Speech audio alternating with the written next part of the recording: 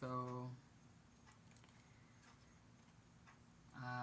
do another angel reading. Forgiveness.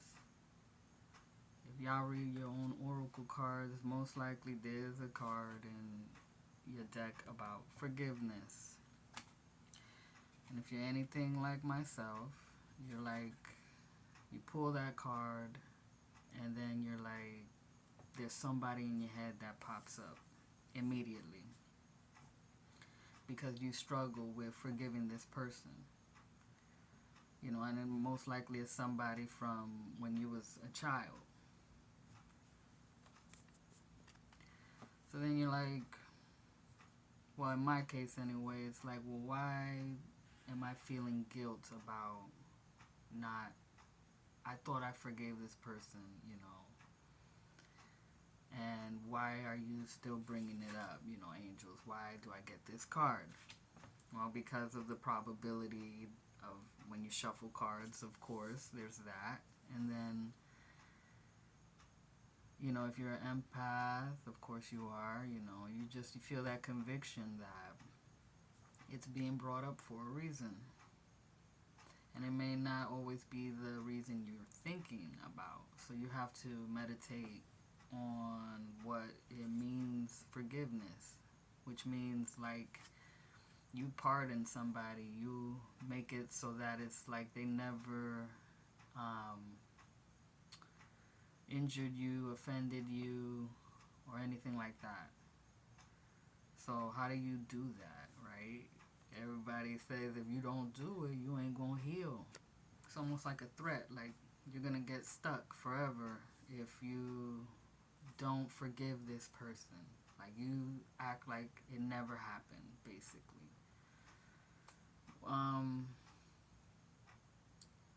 We know that we cannot act like it didn't happen. And unfortunately, we still go through the feelings, the pain. It's still there. It affects us in our mind, right? So, in my case, the person I wanted to forgive and forget and move on and have myself healed, feeling empathy for that person and wanting them to be okay as well. It wasn't enough for me to not feel those feelings, and go through a cycle of certain thinking and feelings, and sensations, right? So, running away, trying to run away by telling a story, demanding you should be okay by now. You should have forgiven this person by now. Y'all should be okay to hang out and be friends and buddies and all that. It's a process, right? You try that maybe and it doesn't work, so okay, what am I doing now? I should acknowledge that I still feel this way. I have been injured. I have been offended. I was taken advantage of. Because I tried all day long to explain why this person did what they did, to me. Why did they pick on me? Whatever your story is, you try to maybe figure out why they did it. But with counseling and stuff, is basically telling yourself, okay, this happened to me through the vehicle of this person, through them channeling some pain that they had gone through. And they decided, instead of healing themselves from it, they decided to take it out on you. They took it out on me. And so then I try figuring out why. What happened to this person? What's wrong, and somehow can I make it better? Well, pretending like nothing happened or that I'm okay. Let's just say that. Pretending like I'm okay. No. Right? that's false. You have to say, okay, I'm not feeling well about this. I still have problems, as a result of this. And so when you can be honest with yourself about it, then you can start to feel again. Your heart can feel.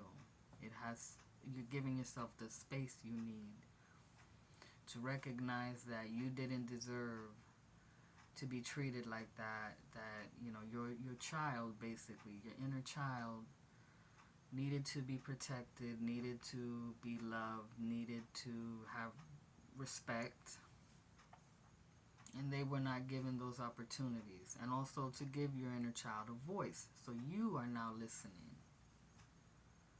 to your inner child about what happened, right? So then what happens is you develop compassion for yourself. When you develop compassion for yourself, you can say, all right, it's okay. I'm okay. I survived. I'm here now. Things are different because I can stand up for myself. I can create boundaries for myself. I can say no. It's all right. It doesn't matter what someone else thinks. It doesn't matter if some organization is trying to get you to kiss and make up with somebody you just can't do it with. No. But in your heart, you are learning to forgive. By learning to have compassion for yourself, and thus you can empathize with another. Okay, something's messed up with them. They're not healed. They decided to wound others because they're wounded. But I'm going to choose to love myself, heal myself, and move on. And hopefully, this person can get the help that they need. But you don't have to be that one. There's an abundance in the world.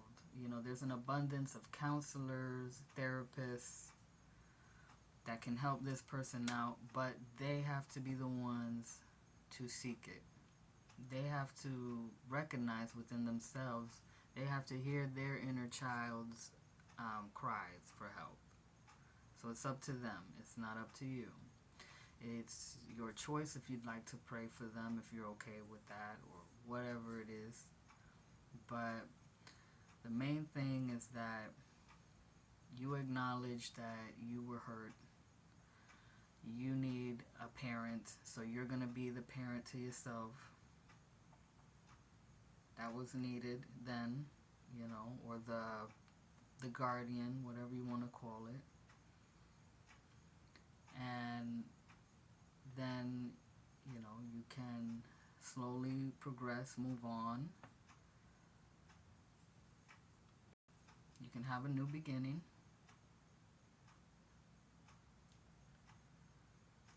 That's a bouquet of flowers, right? So that's spring, new beginnings, new growth, out of the death, out of the decay that came from all that hurt and pain and sorrow that you went through.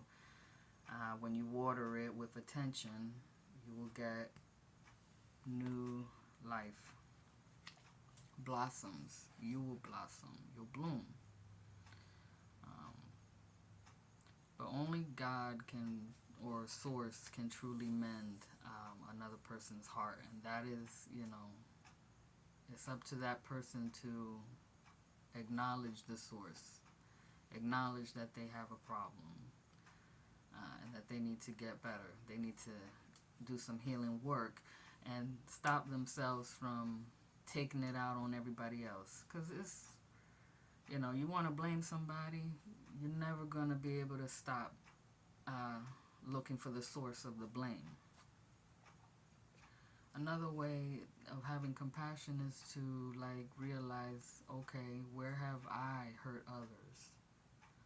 Right? Because Jesus Christ, when they were casting stones at a woman for whatever they thought she did wrong. He was like, he without sin cast the first stone. Who among you has not hurt somebody, has not done something considered evil? Like, he went up in their closet, got their skeletons out, and was like, should we stone you for this as well, after you stoned this lady? And they all dropped their rocks and they left. So it's not about going after the person who hurt you to hold them accountable. No, you become accountable for yourself and say, I'm not going to let this person get another moment with me to harm me, because I already know their pattern. I know, or for anybody, because this pattern is actually with you, right? You allowing yourself to be harmed in all kinds of ways because you were unaware. Now that you are aware and you no longer want to be harmed, you are accountable. And you can now recognize, okay, this person is actually out to hurt me. They want me to feel as much pain as they feel. And you cannot be that. You can't, be the pit for them to drop their shit in. You do the work, acknowledge your pain, let your aura, be cleansed from other people's stuff. And hopefully awareness will, vibrate out through you, and they can get a little taste of what self-awareness is. Because it's not that you are better than them. This is all for a reason. It all feeds each other. This is not evil. This is not good. You want to say this is day and night. This is the moon's light in the night, or a star. This is the shade of a tree in the heat of the sun, right? And we need them both in both situations, right? We need them. It's one whole, right? We cannot separate them. So ultimately, you can start to see when you start doing this healing work that it was all for your highest good. And that Satan, the devil, is really an agent of God to temper you, like the angel in the tarot, to get all the impurities out of you, so to speak, make you stronger, make you shine brighter, and also, you experience the pain to feel the healing. And outside of all that is the awareness that observes it. So, yeah, I guess that's all I gotta say about that. I hope it was a little clear, because, I would ask, what the heck is forgiveness? Like, I've paid lip service to, people who have hurt me, and I've said, yes, I forgive you. And at the time, I felt like I meant it. So, okay, but, then you have to move on. You cannot let them continue to hurt you, especially if they're not, if they're only saying sorry, because they feel afraid of consequences. But then they go right back and do the same thing in another way. So, that's just a harmful cycle that you don't need to be a part of. So, right, the cycle ends with you. Create a new cycle where it's about awareness and thus healing, and you can protect yourself. Alright, so thank you for listening. You have a blessed night.